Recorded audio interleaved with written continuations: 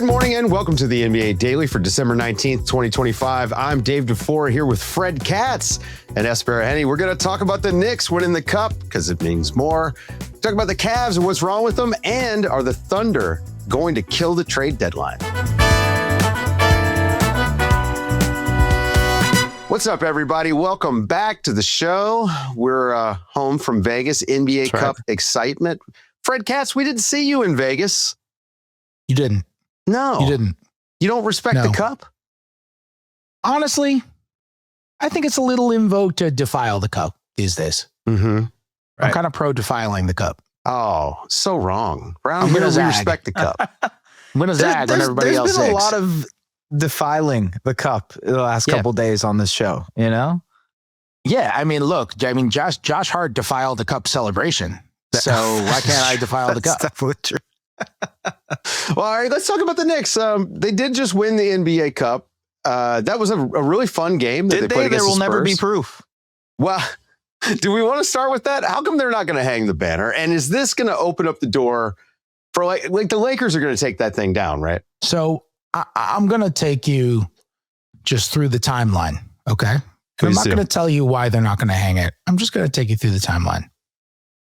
So none of our reporters, not me, asked the players leading up to the cup final, do you think if you win, you should hang a banner?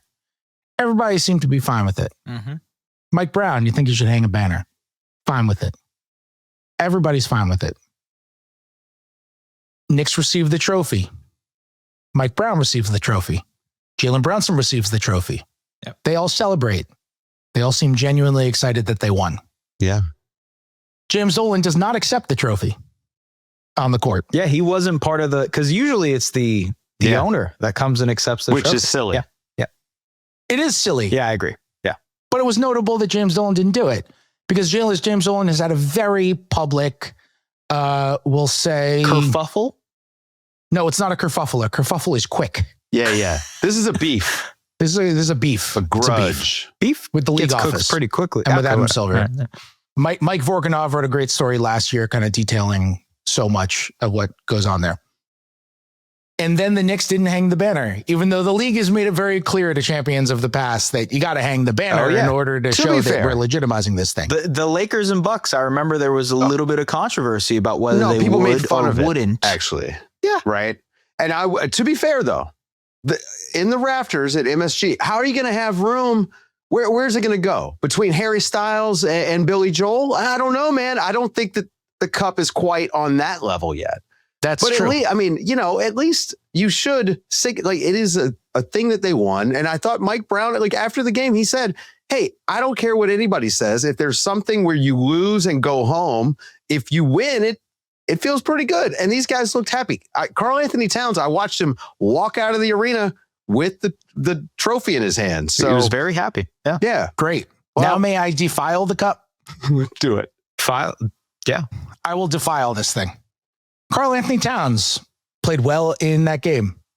Had a couple of incredibly adventurous passes. Maybe the best pass I've ever seen him. Oh, that make. Yeah, that The one Dave yes. called a travel, by the way. Anyway, sorry, go ahead. No, there should be an unspoken rule in basketball, which is if what you did was incredibly awesome, it should That's right. count. That exists. Yep. I think that If is it's a rule cool, that exists. Yep. Yep. If it's cool, That was it more than stands. cool. That pass It to was. OG was insanity. Karl Anthony Towns played well in that game. Mm-hmm. Mitchell Robinson had 10 offensive rebounds in 18 minutes. Yeah, very well. Yeah. Guess who's not playing tonight in Indiana when the Knicks are there? Karl Anthony Towns and Mitchell Robinson. Yeah. Towns got hurt in that game. Mitchell Robinson looked gassed. Mitch has been on a very strict resting plan this whole season. The Knicks have insisted he's not injured, but he played 18 minutes in the first half of the first preseason game, and now all of a sudden has played 20 minutes only twice all season. Has passed 20 minutes. Yeah, they've learned he his did it sweet just barely. spot is under 20 minutes. Absolutely. Yes, for sure. Played him in a game that doesn't count in the final. Now he's not playing in this one that does count against Indiana. Mm-hmm. It's his first half of a back-to-back. Mitchell Robinson doesn't play on back-to-backs. Sure. I'm sure he'll play on Friday. So I think he would have been out for this game regardless. My point here, Towns got hurt, came back in, Now is out tonight. Let's just remember what happens, like what can happen here. Yeah. You know? Yeah. Like, so you're saying the cup might mean too much. That maybe we're underselling the cup might mean it. too much. Look, if you put a $530,000 carrot in front of me, I'm going for that thing. So Absolutely. This is not like a judgment to the players or anything like or anything even close to that. I'm totally with you. I'm just saying, it's like it's a bit of an emotionally rough situation to go through. It's a little playoffs-y. It is your week-ish, little less, 5 days in Las Vegas, which just is eliminates any amount of soul you might have had absolutely. left. Yeah, as you can see on me and Dave's face. Yes, absolutely. Yeah. Right, 100%. You guys, this isn't even real you. This is just AI I'm talking to. You guys are out. Yeah. It's actually AI powered by AI. Allen Iverson is doing the direction. Less than 48 hours after tipping off in Vegas on Tuesday, and what was a really hard played, like well played, fun game. Yeah. I'm not knocking the existence of the cup. I'm not doing that. Like I think it's working as the NBA intended it to work. But like less than 48 hours later, the Spurs and the Knicks are tipping off in other games. And it's like Knicks have a back-to-back, a road home back-to-back right out of this. Life goes on. Yeah, exactly. You have to be like, oh, damn, wait, the season's not over, or it's not the All-Star break, or we just tried really hard to do this thing, and now we don't have cap for a regular season game. What? On our programming sheet, we're looking at these two teams to see which one of them stinks coming out of the cup. I mean, like this is built in. Like we know that it throws teams off. And I will say, I think that, when they get rid of the neutral site for the semis and, whatever they wind up doing with the final, if they come up with a better way to do that, to soften the travel blow, I think that's going to help with this stuff. But but you respect the cup itself. That's the important part here, Fred, is that the games just mean more. So I just, from a banner perspective, can I say, obviously, as you guys know, the Knicks have not won much in the last 50 years. Would have been cool. Would have been cool for them to like put this thing up and actually celebrate, because you don't know if you're going to win the championship. And look, the Oklahoma City Thunder are a pretty good case that you probably won't win the championship, You have never sounded more Canadian to me. It's not like it's a second place trophy. That's so pure of heart. Yeah. Oh, it would be cool. You accomplished something. Congratulations. I'm just saying, as a New Yorker, means nothing. As somebody who was raised by cynical New York Jewish parents, New Yorkers are going to have some attitude about hanging a banner that's not a title, even though Knicks fans are insanely loyal, unbelievably dedicated to the cause. Do not ever run away from that team, no matter how low they Knicks fans that celebrated a first round series win against, you know what I mean? Like, celebrated. You want to, right? I just the Bing Bong moment came. People think the Bing Bong moment came after some huge moment. Came after an opening night win over the Boston Celtics during a 37-win season. Yeah, I feel like that's the exact type of franchise. You that feel like put the banner up. Well, they didn't hang a Bing Bong banner. To be fair, maybe they should. They didn't. Okay, a big banner, they call it. Let's move on from the Knicks, because there's a team that has not been looking good, and I think we all agree the Knicks right now, they're probably the front runners for the finals in the East. They're the best team in the East. The Pistons, they're young, and we need to see them do it. But the Cavs are a bit of, I'm going to say a surprise, but also a disappointment. Mm-hmm. Because this was supposed to be the season, last year they get the new coach. They have this incredible regular season. They fail in the playoffs in the exact same way that they did the previous season. And this was the year where they were supposed to figure out this new identity. What was the thing that leveled them up? And guys, like they've just taken steps back. Like they're going in the wrong direction. Some of it is health, right? Garland's been just completely banged up. Jared Allen and Evan Mobley, I just don't feel like they've been as good this year when they've been out there together. Mm-hmm. Donovan Mitchell has been pretty amazing at scoring, but that's about the only bright spot I would say for them this season. I mean, they're 15-13 right now. Fred, what the heck is wrong with the Cavs, man. Well, the thing that really stands out to me is after last year being the best team in the league offensively, they're 11th right now in points per possession, and they're 13th in points allowed per possession. Yeah. Don't get me wrong, that's not a bad team. But it's not this was a 64 win team. Well, you got Jared Allen and Evan Mobley. You think that built in, that's a top 8 defense. Yeah. And right now, it's 13th. Jared Allen is not playing in a lot of these fourth quarters. Yeah. What seemed like, 2 years ago when the Cavs go 48-34 and they have this, like 48-34 is a good record, but it was after a 51-win season and you're expecting them to take a bit of a jump and they go 48-34. They underwhelm. It doesn't look right. They have a lot of injuries throughout the course of the season. And the thing that really looks the worst from a how is this group going to continue together standpoint is that Evan Mobley and Jared Allen are pretty rarely on the court together in the most important moments. A lot of staggering. Fourth quarters during that first round playoff series against Orlando, which they won. Fourth quarters in that series, fourth quarters during the ensuing series against Boston, really even the second half of the season during the regular season. They're kind of choosing one or the other to close the game, more often Mobley. Last year, Kenny Atkinson comes in as head coach and they kind of iron out a lot of those issues. And those guys play together really well, and they close a lot of games together. Guess what's happening right now? Jared Allen is sitting for a lot of fourth quarters. It's going back to that issue that they had before that I don't want to say it was solved, but it definitely was. It was bogged way down the list of issues. It's rising up again, and it makes you wonder about the viability of this group long term together, because ultimately, the greatest flaw a basketball team can have is if it can't reach its best when its best players are on the floor. Yeah.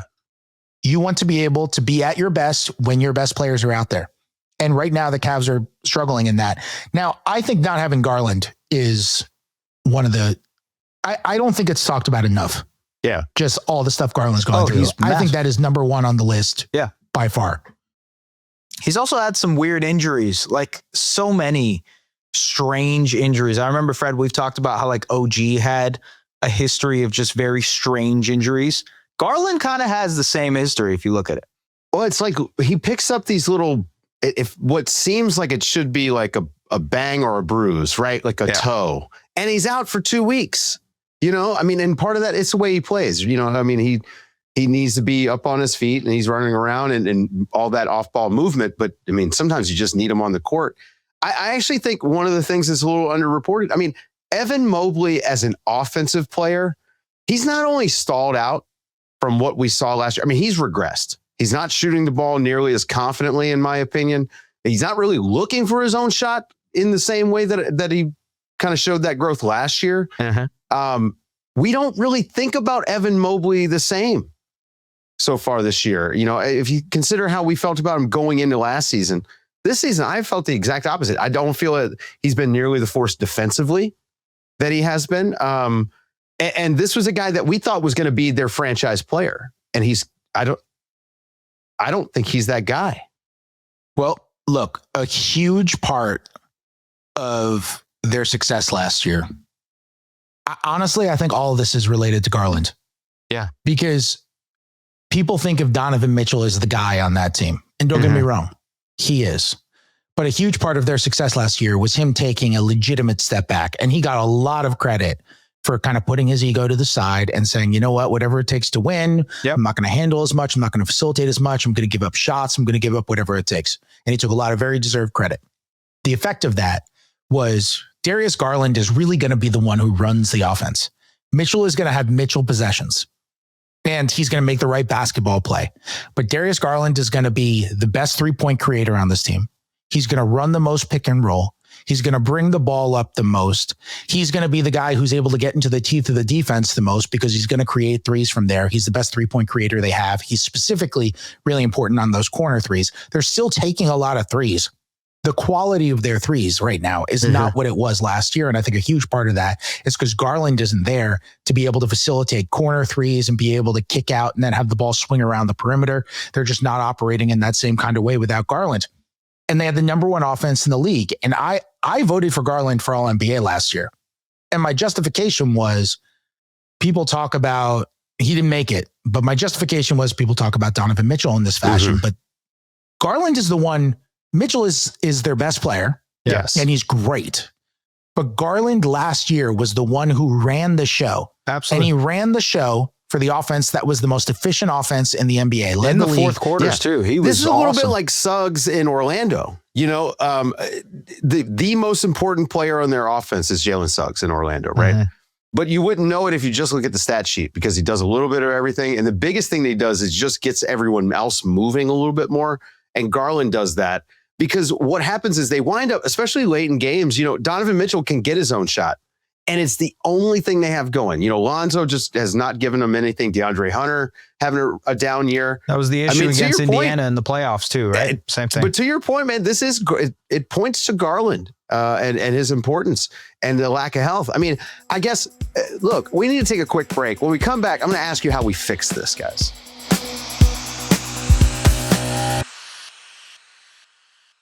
Okay, the Cavs are not necessarily broken, but they're busted right now. They just cannot win.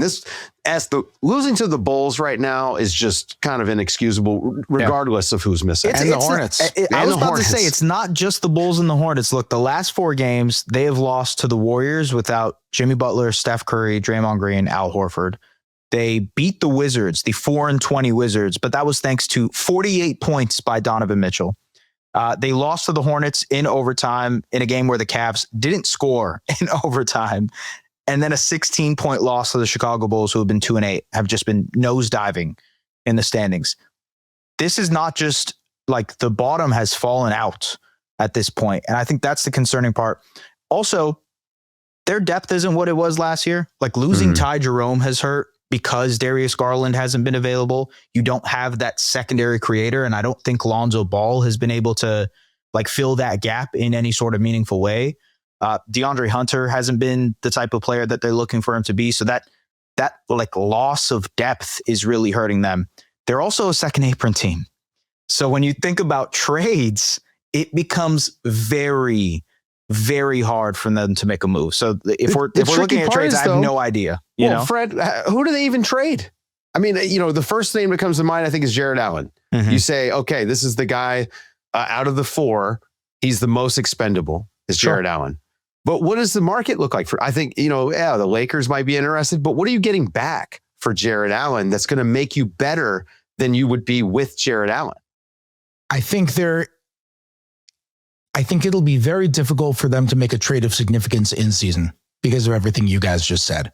You know, they're the only team in the league over the second apron right now. They have the most expensive payroll in the NBA right now. And that becomes incredibly difficult to make these kinds of moves because they're not allowed to trade more than one player in the same deal because they're over the second apron. They're not allowed to take in more money than they give out in a deal because they're over the first apron. There are all of these restrictions on how they can structure trades and make these deals. They can't trade with any team over the first apron, period. Yep. They can't trade with any team over the first apron. So all those teams are off the table. On top of that, there are an unusual amount of teams in the league that are going to be looking to get off of money before the deadline. There are a lot of teams like S's Raptors who are just kind of barely in the tax. Yeah. Like team like that, you don't want to be in the tax in that team. You're going to have an objective to try to get out of the tax. Yeah. Boston's in the tax. Jakob Poeltl's month to month on his lease right now, right? Like he's got to be. Right. Yeah. You want to try and find ways to get out of the tax, but it's really hard to make trades in season right now. And so I think it's going to be really difficult for them to be able to do anything consequential with this roster in season. If anything big happens, I think the most likely scenario is it happens in the offseason. I feel kind of the same way about Giannis right now. I feel the same way about a lot of these big names. It's just going to be really hard to get a lot of these deals done just to pull them off from a math perspective in season. It is really hard to make trades in the NBA right now. It's funny you say the big name. There are a lot of big names out. I mean, maybe not like big players, but big names are out there. When you think of basically everybody on the Sacramento Kings, LaMelo, Trae Young, any kind of mid all-star NBA player, Anthony Davis. Okay, all right. Yeah, there you go. Okay. Giannis. Perfect segue. You know, Fred over at The Athletic, you just wrote about how the Thunder's dominance might kill the trade deadline? I mean, is this really like the chilling effect of how good they are? And you think, okay, time to keep the powder dry? I don't know, but I do know that I've spoken to people in the league who are kind of asking themselves that question right now. Mm-hmm. Are the Thunder so good that it's not really worth going all in with what we have right now because it won't make a difference in terms of winning a title? If you're Denver and you're ceiling, and I'm just using Denver as an example because they're awesome. If you're Denver and you feel like, you know what, this team is awesome, but the ceiling is Western Conference Finals, is there any move you can make that can make you feel like the ceiling isn't the Western Conference Finals? If you're the Knicks, who we just talked about, is there, they don't have a lot to give up. They've got a first round pick swap and they got a surplus of second rounders, and that's it. They can't trade any first rounders. That's it. But would you give up all that you can have if you feel like your ceiling is winning the East and losing to the Thunder in the finals? And is there any move that you could possibly make in which your ceiling wouldn't be winning the East and losing to the Thunder in the finals? And if that's the case, will that affect how you act? I think teams are just asking themselves that question right now. Certain teams are, ones who I've spoken to certainly are. It's reminiscent to a degree of when KD was on the Warriors, and there were teams who were like, we're just going to wait this thing out. The big difference is that the KD Warriors thing, KD went there in free agency, he signed a 1-year deal. He re-signed, 1-year deal. He re-signed, 1-year deal. Then he was gone. There was always like a sort of lingering question of like, how long will KD really be there? There was a shot clock on the whole thing. Right. Yeah, exactly. And so you could wait it out. Whereas here, I think you could actually flip this argument over and say, oh yeah, the Thunder are easily the best team in the league right now. However, they have the Clippers' unprotected first round pick this year. Right. And they might have Utah's first rounder if Utah ends up not in the top 8. And they might have probably will have Philly's first rounder. They have a swap with the Clippers next year, which wasn't even part of the Paul George trade. They finagled their way into the James Harden trade, gave the Clippers back a first round pick, and in exchange for that got a swap in 2027. And now that might end up being unbelievable because they have the Clippers stop in 2027. They are loaded with picks. They got more of them too. On top of that, Jalen Williams is 24. Mm-hmm. Yeah. AJ Mitchell's in his second season. Chet Holmgren's 23. Yeah. Casey Wallace, I think is 12. Like they're so young. Shea is still getting better. Yeah. Right. Yeah. Like Shea is significantly better this year than he was last year. He is having his best season. Absolutely. Yeah. I love that you said AJ Mitchell before Chet, by the way. We're on the same track here. That guy is so good that I think about him often. I mean, this team is loaded. I think they've also signed him to a criminal contract. It's because they keep finding more pieces in places they shouldn't. Like Chet was, the reason I think about him in this context is because like Chet was a number 2 pick. Mm-hmm. Yeah. Like people thought Chet was going to be awesome and Chet is now awesome. Yeah. Whereas AJ Mitchell was a second round pick and now all of a sudden he's this offensive creator and a legit second ball handler next to Shea and is really good. Brooks Barnheiser's a future MVP. I mean, like that's where I'm at with this team. At this point, yeah, I wouldn't be surprised. Yeah, exactly. Nikola Topic,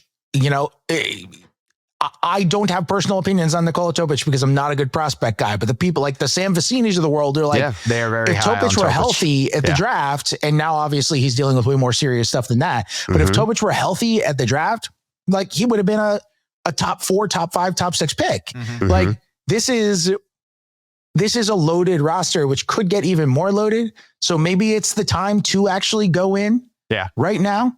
I had a line that I used in the story it's like, because you're saying this is not the peak for the Thunder. Maybe it's not. Right. I was definitely not. Well, Chet's going to be better. Also, like everyone's going to improve. You still have to win. Like this is the whole thing with the Warriors in 2016 with, 73-9, et cetera. Like even if they do end up going 74-8, you still have to win 4 playoff series, and injuries play a role in every single playoff run. Staying healthy. Look, scared money doesn't make any, right? Learned that in Vegas. And I'm just saying that if you have a chance and if you're a team and you can go get Giannis, who is the 3rd best player, 4th best player in the league, that gives you a better title chance than you had yesterday. And the Oklahoma City Thunder, as good as they are, no basketball team is perfect. not any basketball team. And I mean, they're like the Nuggets could beat them. This Nuggets team they're off to the best start in Nuggets history, and they've been down Christian Brown and Aaron Gordon for a good chunk of this. The Spurs just beat them. Yeah. Spurs did just beat them in a cup game, which Fred Katz admits means more to these guys. So I'm just saying, like when the lights are bright in Vegas, they've kind of shrunk a little bit. I think I would have a little bit of solace in that.